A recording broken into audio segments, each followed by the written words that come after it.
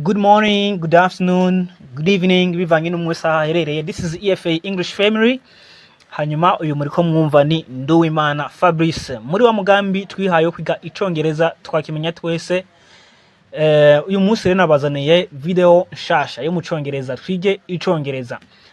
Ubu tugiye kuraba icigwa body parts. Tugiye kurabira hamwe twese body parts. Mbega iyo tuvuze body parts twashaka kuvuga iki? Body parts ni kuvuga ni ibihimba by'umubiri. Body parts. Hari abantu barabambwira uti iyo uduhaye ifoto ariko hari gisanga bitugura gusoma ati byo bavyize rero ugira dusomera ratwereka n'ingene korubwa nico bisigura.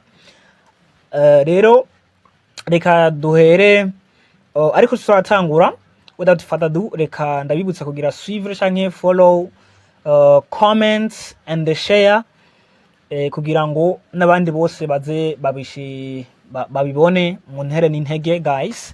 So let's get started. Now we have the first word here. Murabona aha hari numero 1. Aha na point secrisel aha hari numero 1. So niho duhere. You see we have what you call hand. Hand ni kuvuga ikiganza, all right? Hand ni ikiganza, ari sasa kuvuga rero ibiganza byinshi tuvuga hands ni kuvuga ibiganza byinshi. That is number 1. Let's go on number 2. Number 2 dufise urutugu mu congereza bagwita gute? Murabona ngene gwanditse dusoma shoulder ariko ari mu gihe ari shaka kuvuga ibitugu tuvuga shoulders mugabo ari urutugu rumwe tuvuga shoulder.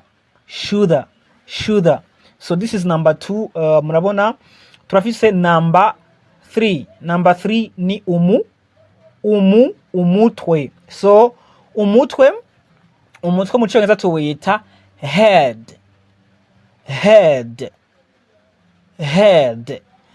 That is umutwe tuvuga head. A head. Ushaka tuti this is my head. Uyu ni umutwe wanje. So head ni umutwe mu cyongereza. That is number 3, numero ya gatatu. So let's go on number, ariko dushatse kuvuga mu bwinshi tuvuze imitwe kongera ko s, aho kuri dushira ko s yonyene tuvuga heads. So that is read as heads. So hanyuma tuja kuri number 4. Number 4 murayibona ahiri. So number 4 ni izosi. So izosi mu cyongereza tugita neck. A neck ni izosi. So number 5 we have what? We have finger. Chitokwita urutoke. Okay? Finger canke intoke, sivyo? Tavuga tuti fingers. Ari nyinshi dushirako s haja kuri r. Ijya r ya nyuma ihereza tuvuga tushize ko s tuvuga intoki nyinshi, sivyo? Tuvuga fingers. Mugabo kuri ari rumwe tuvuga a finger ugwa bari urutoke. Hanyuma tuje kuri number 6.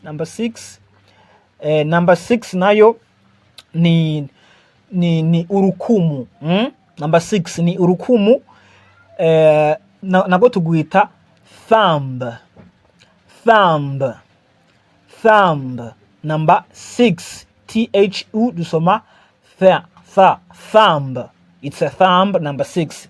Then we go on number 7. Number 7 sinzi ngene tuhita mu kirundi mugabo ni hajya mu hamande y'ingumu aha tushaka kugondera nko twokwita wrist. A wrist muca muhabona. Yes, wrist. Now let's go on number 8. Number 8 numero y'umunani aho dufise inkokora mu cyongereza tuyita elbow.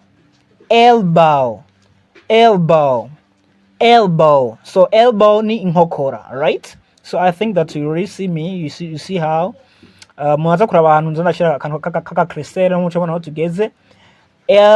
Elbow. So let's go on number 9. Number 9 we have what? We have breast. Breast rero ni tuvuge kari ibere ku bakobwa. So it's ibere. Breast ni ibere muka tuvuze dushiza mu bwinshi bwa breasts ni amabere, right? So let's go on number 10. Kuri number 10 nimero y'icumi nga dufise iki? Dufise inda mu cyongereza tuyita belly. So harano zomba bavuze ngo berry, ntabwo ari berry ubuvuze ikindi kintu, okay? Let's say is belly.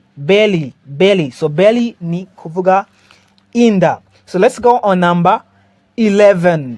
Kuri number 11 cumi na imwe maza kuna ahantu nza ndashidu crasser mu agakrasser akamura kabona. Naho tugeze kuri number 11. Nimero 11 rero turafise tie. Tie ni kuvuga ni itako. So itako tuvuga a tie. So let's go on number 12. Number 12 if you say ivi tujiita knee ni kuvuga ivi, all right? Yes guys, ni kuvuga ivi. So as iri mu cyongereza dusoma e. So then there we read as knee. So it's knee.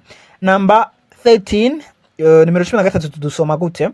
Ni twokwita umurundi. N'abanyarwanda bahita ku murundi, right? So abanyarwanda turi kumwe twese ndabaramukije mwese. So let's go on number 13.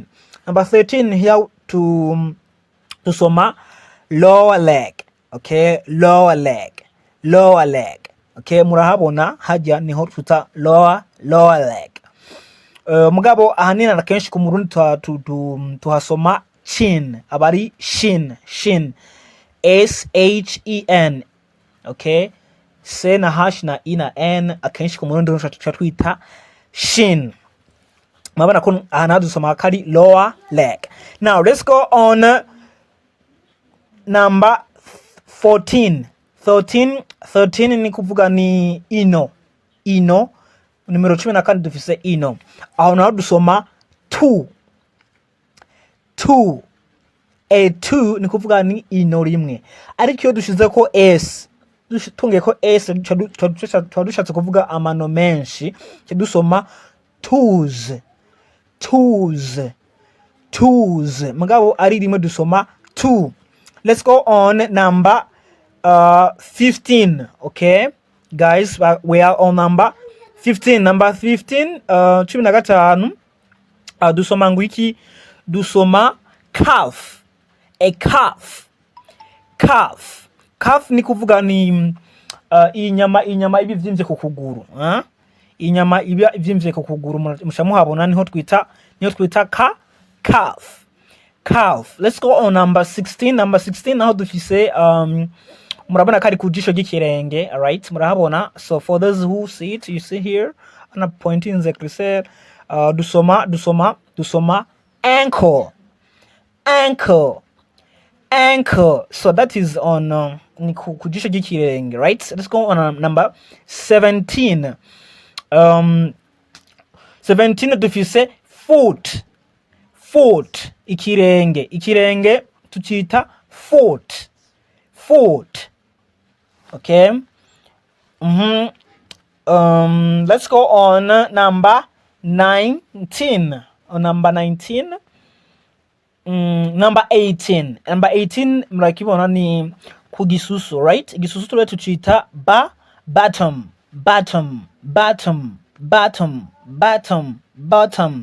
Okay, it's a bottom. So let's go on number 19.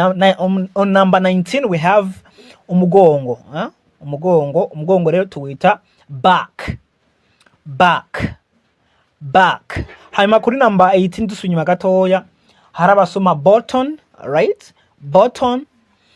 ushaka kurasoma bottom. So that depends upon the bivana na dialect ubusanzwe ukoresha. Let's go on number 19. On number 19 ni back. Umugongo rero tuwita back. Okay, let's go on number 20. 20 on 20 dufise murabona how rero tuhita upper arm. Upper arm. Donc ya nyama yo ku kuboko imwe ivyimba hage nto tuwita kuri upper arm. Upper arm. Hanyuma number 21 21 murahabona ni kuri hagati n'agati mu kuboko uvuye kuvi ku nkokora nako aho tuhita kuri forearm. So niko tuhita.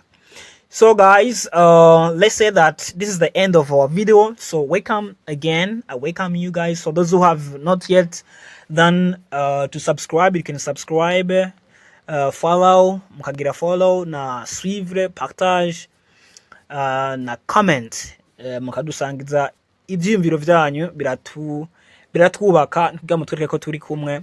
Thank you for being together with us. This is the end of our video. Hanyuma ikindi naco mwibuka gutora akakaye n'ikaramu kugira ngo mushobore kuza muravyandika. So that is how you will just learn very well. So guys, let's see you in the next video.